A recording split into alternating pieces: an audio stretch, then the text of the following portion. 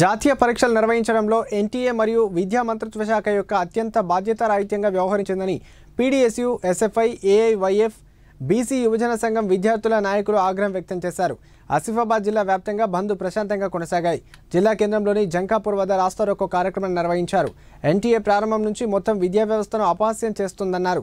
దేశంలో ఆ పరీక్షల నిర్వహణలో ఎన్టీఏ పూర్తిగా అసమర్థంగా వ్యవహరించిందని, నీట్లో పేపర్ లీక్, సిఈఈటీ పరీక్షలో పొరపాట్లు మరియు ఇప్పుడు తాజాగా యూజీసీ నెట్ 2024 పరీక్ష సమగ్రంగా నిర్వహించడంలో విఫలమైనట్లు తెలిపారు.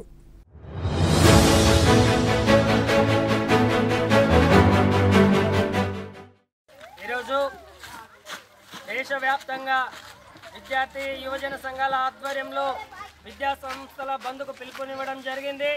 అందులో భాగంగా కుమ్రం భీం ఆసిఫాబాద్ జిల్లాలో కూడా విద్యా సంస్థల్ని బంద్ చేయించడం జరుగుతుంది.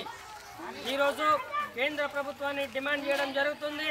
ఏదైతే ఎన్నికల్లో ఇచ్చిన హామీల మేరకు ఏదైతే నిరుద్యోగులకు నిరుద్యోగ భృతి చెల్లించాలని, అదేవిధంగా ప్రతి సంవత్సరం ఇస్తున్నటువంటి 2 కోట్ల ఉద్యోగాలకు నోటిఫికేషన్ విడుదల చేయాలని చెప్పేసి ఈ సందర్భంగా డిమాండ్ చేయడం జరుగుతుంది.